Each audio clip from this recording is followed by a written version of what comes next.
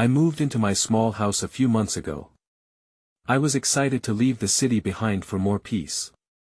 But the quiet of my new home was unsettling. I still couldn't get used to it. Working alone, I felt something was watching me. I often jumped at shadows. One evening, I sat at my desk working late. It was just after dusk when I heard a faint tapping noise. It came from the attic. I thought maybe it was a raccoon. I tried to refocus on my designs, but the tapping wouldn't stop. It was rhythmic, almost like it was trying to get my attention. My heart raced. I stood up and walked to the attic door. I listened closely. The knocks came again. I felt a chill run down my spine. I thought about calling someone, but I felt silly. I tried to calm myself. It had to be nothing. The next day, the tapping continued. It felt stronger now. I spent hours at my desk, fighting to ignore it. I could feel something invisible hovering around me. Each glance at the corner of my eye made me jump. Once, I thought I saw a dark shape move, but when I turned, it was gone. It unsettled me. One afternoon, I cleaned my kitchen. I had left my coffee cup on the counter, but now it was on the table. I was sure I had not moved it. Confused, I put it back. Later that night, my keys went missing. I tore apart the house looking for them. After an hour, I found them under the couch. My heart sank. I couldn't remember dropping them there. Then came the voices. I heard muffled arguing, like two people fighting. It came from the walls. I froze. There were no neighbors that side. I was sure of it. I tried to convince myself it was just the wind. But deep inside, I felt something was very wrong. Evenings turned into panic. Each creak and whisper made me jump. I kept glancing at the attic door. I wanted to confront whatever was up there, but I held back. I wasn't sure if I was being brave or just foolish. The tapping echoed louder in my mind. One night, I lay in bed when I heard it again. The tapping was insistent now. I grabbed my phone. It was 3 a.m. Then I heard whispering, clear as day. It sounded like my name. My stomach dropped. A cold chill swept over me. I didn't dare respond. I didn't know what to do. I thought about all the strange happenings. Maybe it wasn't a raccoon. I didn't want to find out what it really was. It felt wrong. I lay under the covers, trying to convince myself it was just my imagination. But deep down, I knew I had to confront the truth, even when the tapping grew louder, more demanding. The next morning, I woke up with a sense of dread. I had barely slept, each noise outside my window setting my heart racing. I decided it was time to take action. I needed to know what was happening in that attic. After breakfast, I gathered my courage. I found a flashlight and climbed the ladder to the attic. My hands trembled as I reached for the doorknob. I hesitated, fear clawing at my chest. But I needed answers. I pushed the door open, the creak echoing in the silence. Light spilled in from the hallway, but the attic was dark and cramped. I shined my flashlight around. Boxes sat stacked haphazardly, covered in dust. Old furniture leaned against the wall. I took a deep breath and stepped inside. The air felt stale, and it smelled like mold. As I moved deeper into the room, I noticed something unusual in the corner. A small wooden box sat there, half hidden by an old blanket. My heart raced. I moved closer, feeling drawn to it. What was it doing here? I knelt down and picked it up. It was heavier than it looked. The box was locked, but it felt like something powerful lingered around it. I shook it gently, hearing a dull thud inside. My curiosity piqued, I ran my fingers over its surface. It was covered in intricate carvings, figures that looked almost alive. Suddenly, the tapping noise returned, louder than before. It resonated above my head, making the floor shake. I froze, panic surging through me. I looked up, and that's when I saw it. A shadow darted across the rafters, quick and silent. I gulped, my instinct screamed at me to get out. I stumbled back, clutching the box tighter in my hands. The whispers started again, urgent this time, calling my name more insistently. Voices blended into a cacophony, growing louder until it felt like they were coming from inside my head. I couldn't think, couldn't breathe. I turned to flee. The attic felt small, trapping me.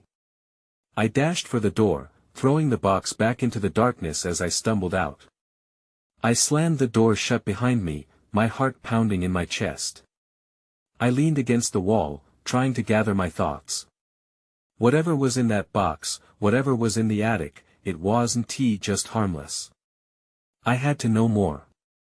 But before I could gather myself, another sound seemed to come from below. A loud thud resonated through the house. It was followed by a series of heavy footsteps. My breath caught in my throat. Someone was in the house. I stayed frozen for a moment, my heart racing as the footsteps grew louder. They echoed through the hallway, approaching my room with a slow, deliberate pace. Panic surged again, and I risked a glance down the stairs. Shadows danced at the bottom. Whoever or whatever it wasn't making any effort to hide. I had to act. I couldn't just wait. I needed to prepare myself, but what could I do? My mind raced as the footsteps continued, each one tightening the grip of fear in my chest. I rushed to my room and locked the door behind me. The sound of my own breath echoed back at me in the silence. There was no hiding from the sense that danger was creeping closer. I grabbed my phone. I aimed to call for help, but my hands shook too much to dial properly. Instead, I decided I needed to get a better view of the situation. I crept toward my window, peering through the curtains. The house across the street was empty. My neighbors had left for a vacation the week before. It felt surreal to think about. The footsteps stopped. My heart pounded in my ears. I held my breath, straining to hear. But instead of a door opening or a voice calling out, there was only silence. For a moment, I thought maybe it was my imagination. Then I heard it again, a gentle tapping, like fingers drumming on wood. It came from the attic. I froze, the box I had tossed aside earlier flashed through my mind. What if whatever was in the attic had something to do with this? What if it was connected to the presence below? I risked another look down, peering into the dim light of the hallway. No one was there. I was alone, or at least I thought so. The tapping continued, now more insistent, punctuating the silence. It wasn't just a sound, it felt like a call. Get the box, a voice inside me urged. It was a reckless idea. But I needed to make sense of this. I'd already faced so much fear. I wouldn't let it hold me back. I crept back to the attic door, my body tense with every step. I opened the door slowly, the hinges creaking in protest. Once again, the attic loomed dark and foreboding. I reached out with my flashlight, scanning the room. The box lay where I had dropped it, right where I could see it. But the air felt different now, charged with an energy I didn't understand. I took a hesitant step inside, my heart pounding louder than my breathing. The tapping fell silent the moment my foot crossed the threshold, leaving an eerie quiet in its wake. I held my breath as I approached the box, the weight of it heavier than before, as if gravity had become more oppressive. I knelt down and brushed away the dust. The carvings glinted in the flashlight beam and pulled me in. The air became dense, stifling. I could swear I saw shadows move within the carved figures, eyes darting to follow me. Then, without warning, the attic door slammed shut behind me. The sound echoed in the small space, sending adrenaline coursing through me. I whirled around, heart racing, my breath quickening in panic. Someone or something was with me. I fumbled at the door's knob, but it wouldn't budge. Just then, a new sound filled the air, deep and resonant, like a chant rising from the walls. It felt ancient, familiar, and terrifying all at once. As the shadows began to swirl, I realized I wasn't just facing the unknown anymore. I had awakened something that had been waiting. And now it was time to answer. I felt the weight of the moment settle over me like a thick fog. The shadows swirled around the attic, dancing just beyond the reach of my flashlight. I was frozen, caught between the urge to flee and the summons of whatever force had awakened. The chant grew louder, reverberating through the floorboards, pulling me deeper into the darkness.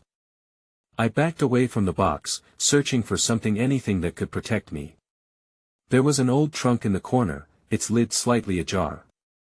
I stumbled towards it, hoping to find a weapon or maybe just a hard surface to block the sound. But my hands trembled as I swung open the lid. Inside lay only worn clothes, moth-eaten blankets, and dust. The chant shifted suddenly. It was now in sync with deep, rhythmic thumping like a heartbeat echoing in the walls.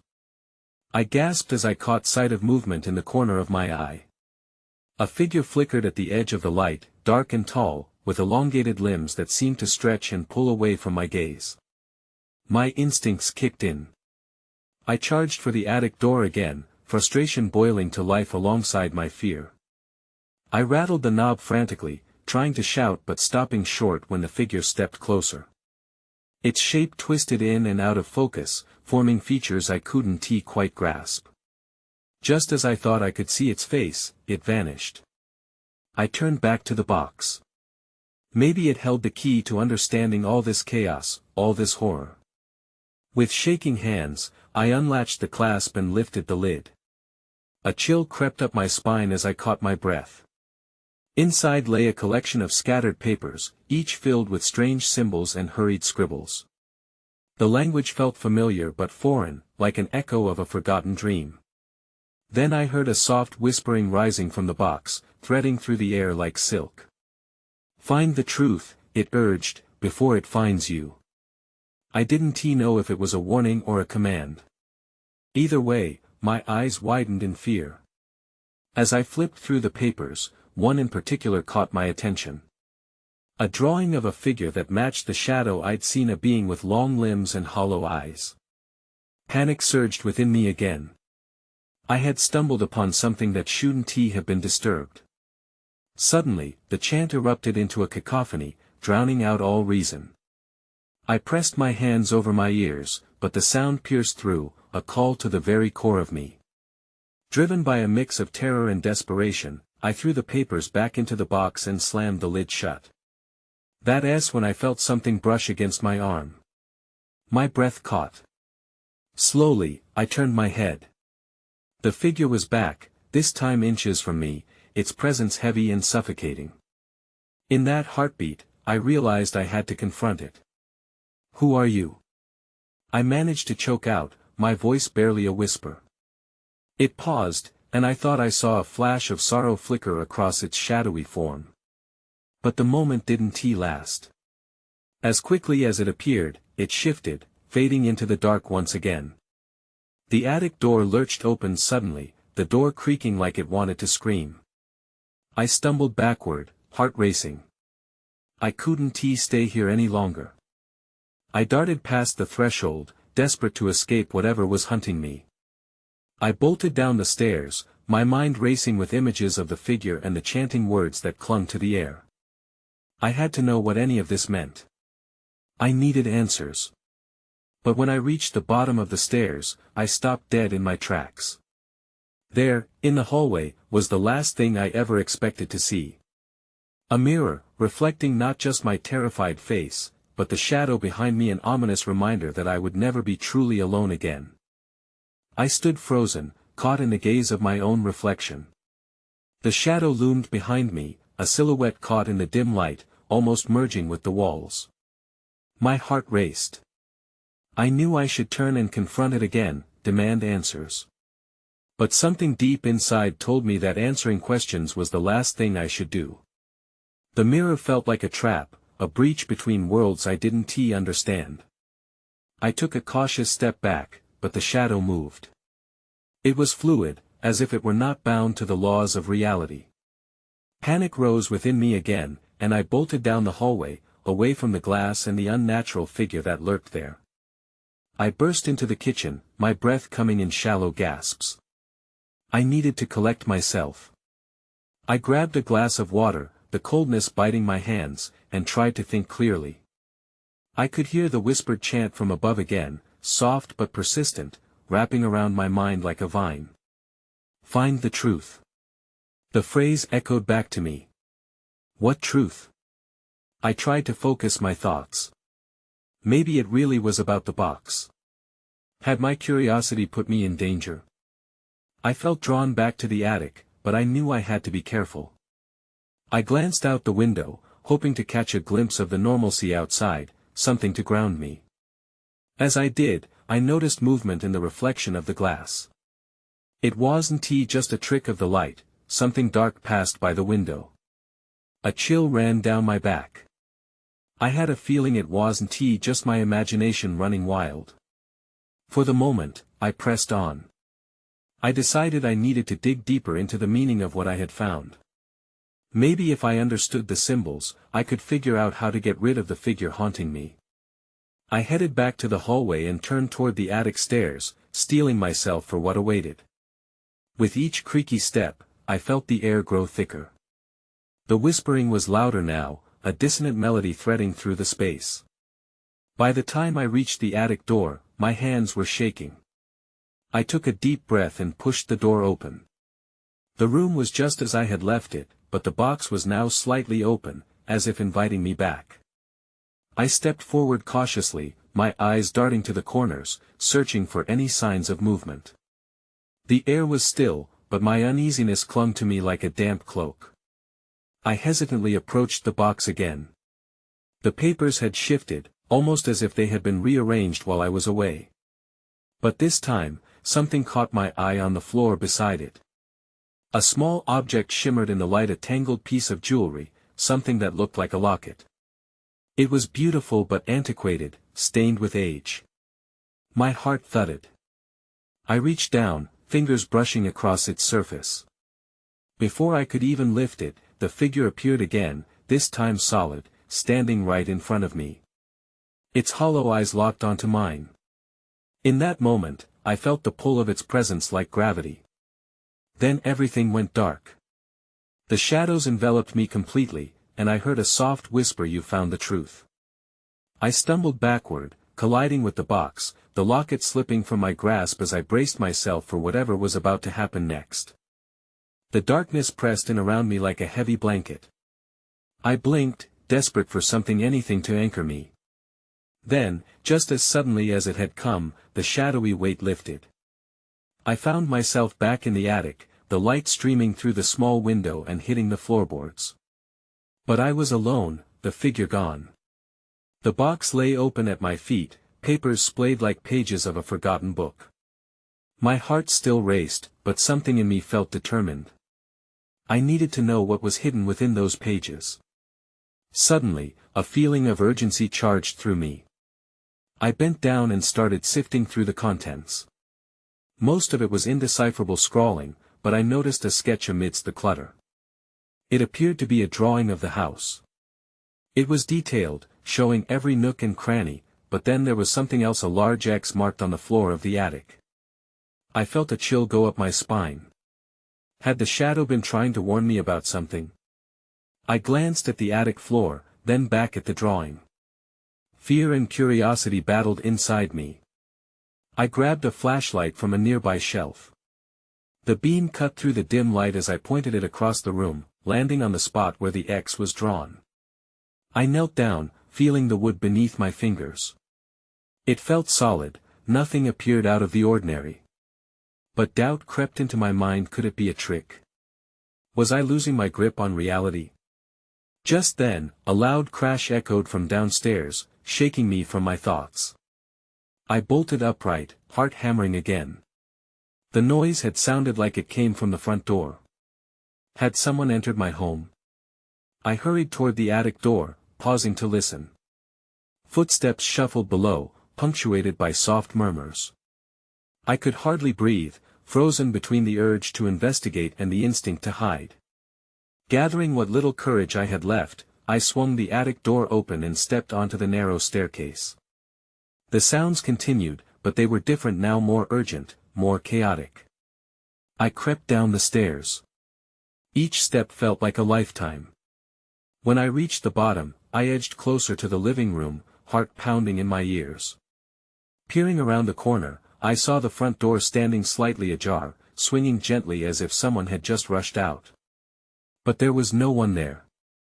An eerie quiet blanketed the house again, the only sounds coming from the still open door and the faint whispering echoing through my mind. What had just happened? Had it been the shadow? Had it brought something else into my home? I was about to turn back into the kitchen when something caught my eye on the floor, a glint. I stepped closer and squinted. It was the locket I had dropped. But now, the clasp had opened, and I could see that there was something inside. I hesitated but knew I had to look. I reached down, fingers trembling. As I pried it open, a picture slipped out, a faded image of a woman with eyes that looked familiar, almost too familiar. That S when I saw it, a name scribbled on the edge. My heart sank. I found out who she was, but that just made it worse. I stumbled back, the picture clutched tightly in my hand. The woman's name was unmistakable, Lydia. She was my grandmother, a person I barely knew. I had seen her once in family photos, always smiling and full of warmth. But in this photo, her eyes were large and dark, as if peering into the depths of my soul. A sudden draft swept through the house, and I shivered, feeling a chill on the nape of my neck. The attic drawing flashed through my mind. The X on the floor was connected to Lydia somehow. Why had I found this locket now? My head spun with questions. I glanced around, the house now feeling foreign, filled with secrets I was desperate to uncover. I turned my attention back to the front door, still ajar. Anxiety gripped me. Was someone out there? Trying to shake off the feeling, I stepped outside, locket in hand.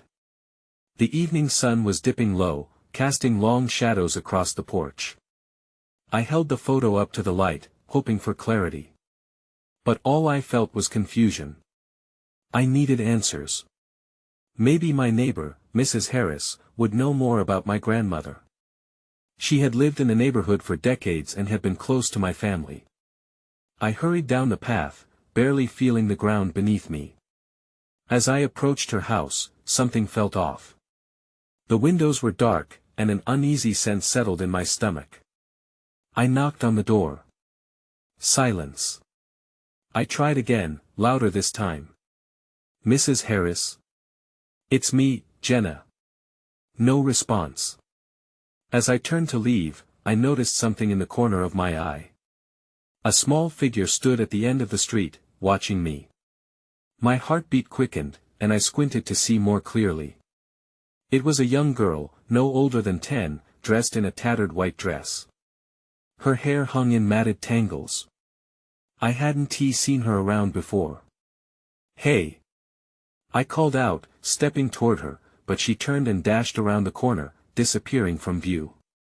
I raced after her, fueled by a mixture of curiosity and dread. When I reached the corner, the street was empty. No trace of the girl. A heavy silence surrounded me, broken only by the rustling leaves. I felt increasingly paranoid, as if someone was watching. Was it the same shadow I had encountered in the attic? My hands shook, and I decided to head back home. As I walked, the locket felt heavier in my pocket, pulling me backward. I stopped and pulled it out, staring at Lydia's photo again. I need to know, I whispered, steeling my resolve. There has to be something in the attic. As I turned to head home, the light shifted. I felt a presence behind me, cold and suffocating. I couldn't shake the feeling that I was being followed. I broke into a run.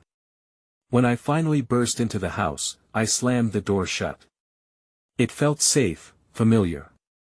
But as I stood catching my breath, an icy draft swirled around me. The locket slipped from my fingers, clattering to the floor. I dropped to my knees and started to reach for it when I noticed something strange out of the corner of my eye. I saw a shadow flit across the wall. I froze. Then I heard a voice, soft but unmistakable. It whispered, "Find me." With my heart racing, I looked back toward the staircase, knowing I had no choice but to confront the truth hidden in the attic.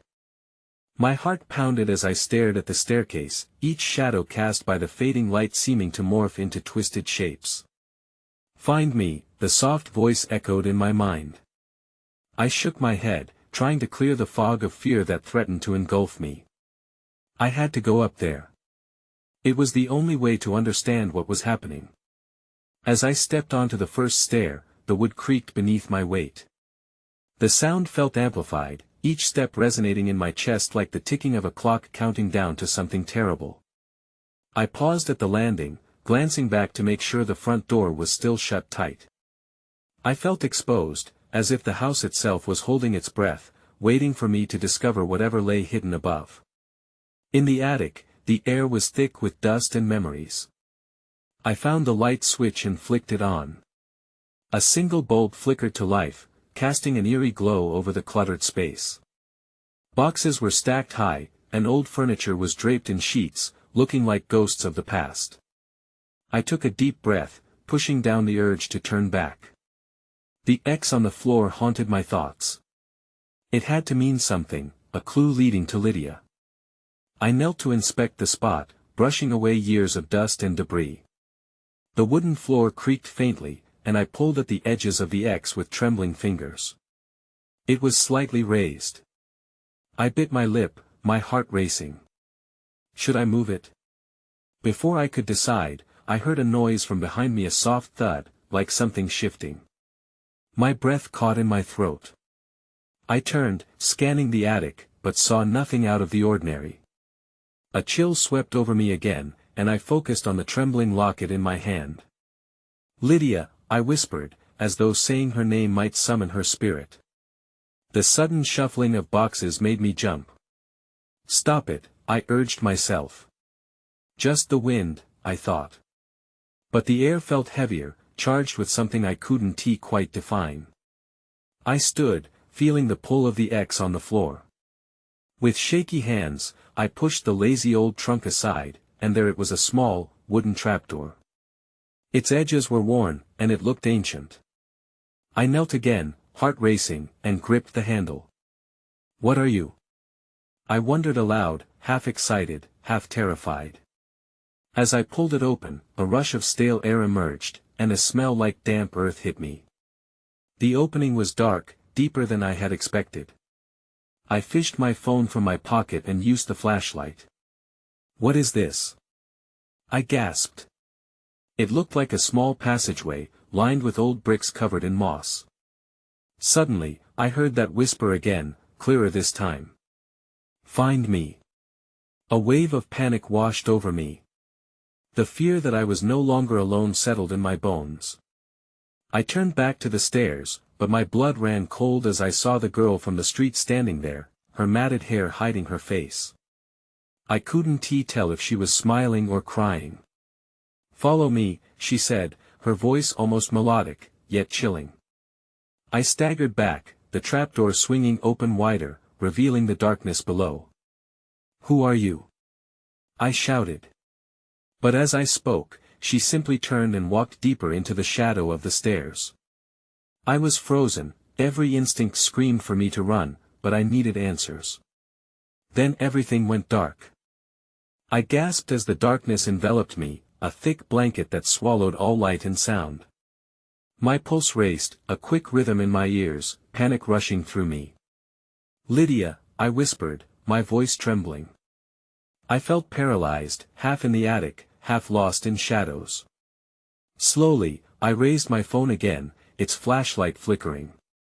The beam cut through the darkness like a knife, revealing the girl was gone. The only sounds were the creaks of the old house settling and the whispers of that voice still echoing in my mind, "Find me." I hesitated, uncertainty clawing at my stomach. The trapdoor was still ajar, beckoning me. It felt like the very ground beneath me shifted and swayed, urging me to descend. If I could just find Lydia, maybe I could uncover the truth about my childhood, about my family, about everything that haunted me. Taking a deep breath, I crouched low and peered into the trapdoor. The passageway was small, barely wide enough for me to squeeze through. The air smelled damp and musty, like something buried long ago. I was terrified, but the curiosity pulled me closer. I squeezed through the opening, one shaky breath at a time. The passage was cool and rough against my skin, and as I crawled deeper, I noticed that the bricks felt loose under my fingers. Was there more to this place than I realized? My instincts urged me to turn back, to escape while I still could, but the promise of answers kept me moving forward. I reached a small room at the end of the tunnel. With another flick of my flashlight, I scanned the space. It was barren except for a dusty mirror hanging askew on the wall. My heart lifted briefly. I thought I saw a figure behind me in the reflection. I spun around, but nothing was there, just the dim glow of the trapdoor leading back to the attic. "Think," I whispered to myself. "You can do this." I approached the mirror, brushing a layer of dust off its surface. As my reflection became clearer, I looked into my own eyes and gasped. They weren't the same. Suddenly, a chill ran down my spine. It felt like someone was watching me. I spun around again, my heart pounding louder than before. A shuffling sound echoed through the room, not my own. My breath hitched in my throat. That's when I saw it, a small object lying on the ground near the corner, a locket, identical to the one I held.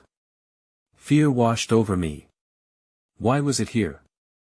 I crouched to pick it up, disbelief wrapping around me like chains. I opened the locket, revealing the same picture I had seen a million times before. It was Lydia. I could barely believe my eyes. How could this be? As I stared at the miniature portrait, I felt a hand brush against my shoulder. I whipped around, but the room was empty. The air grew colder, thick with something I couldn't name. "Who are you?" I yelled, my voice echoing off the walls. "What do you want?" But there was no answer. Only silence. And then the mirror reflected something else. A shadow darted behind me. I turned my flashlight's beam toward it but found only darkness. I need to get out of here, I thought, panic surging as I scrambled to my feet. Suddenly, the trapdoor slammed shut above me, sealing me in. I was trapped. What had I uncovered, and why did I have the feeling that I might never escape? The darkness in the small room pressed against me like an oppressive weight. I fumbled with my flashlight, desperately trying to shed light on this suffocating space, but my breath quickened as the shadows felt alive, swirling around me. With no exit above, only the mirror stared back, reflecting a girl caught between fear and determination. "Find me," the voice repeated, echoing from the depths of my mind. Panic surged within me as I faced the mirrored surface, my own eyes wide in shock, but something else stared back, a flicker of recognition that didn't belong to me. I stepped back, heart racing, and collided with the wall behind me. The faint reflection of myself distorted, flickering like the dying light of my flashlight. I shook my head, fighting against the creeping dread that threatened to overtake me. There had to be something here. Some clue to unlock this nightmare. I looked again at the space behind me, breathing deeply, trying to calm myself. The locket in my hand felt strangely warm, like it was pulsating with life.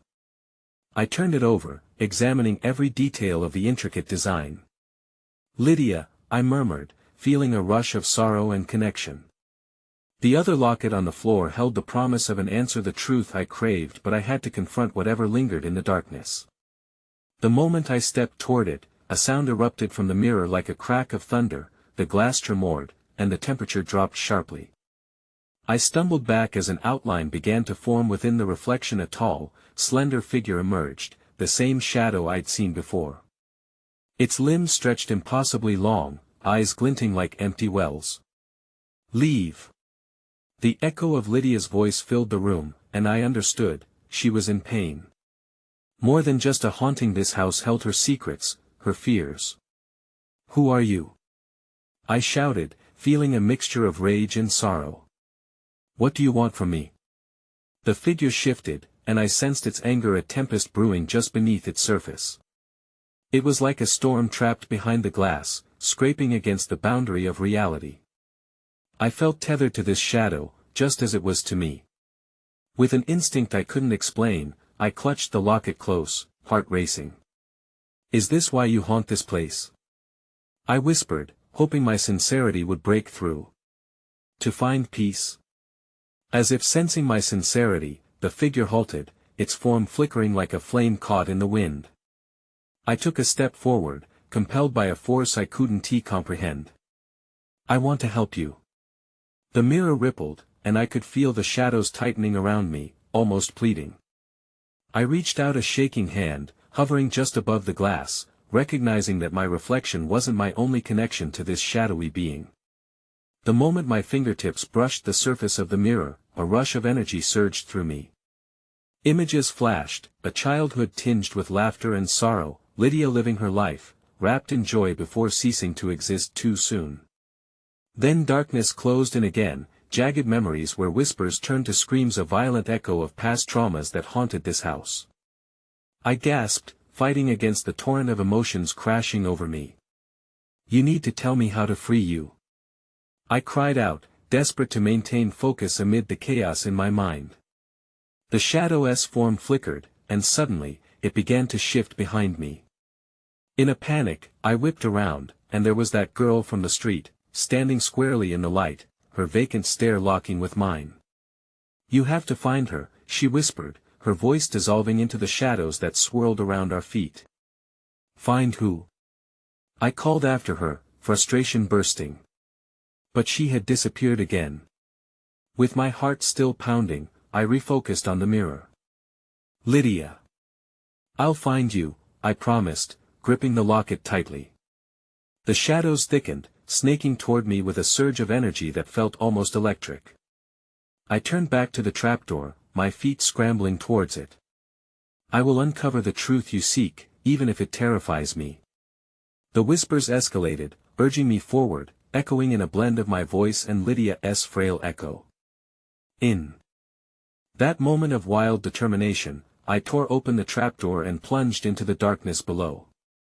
The cold air wrapped around me, pulling me into the unknown depths of whatever lay beneath this house, my final chance to illuminate the past and perhaps free both Lydia and myself from the chains of memory and sorrow.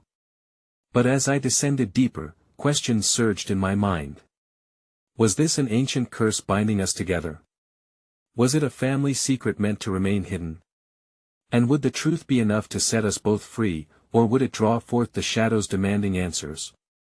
As I reached the bottom, the darkness swallowed me whole. A gaping void awaited, hinting at answers I didn't know but could no longer avoid. I steadied my breath, embraced the lingering tension. Whatever awaited me there, I'd face it finally, with light flickering in my heart. I stepped forward, heart racing, ready to embrace the uncertainty shrouded in the abyss, aware that answers may never truly satisfy the questions buried deep within.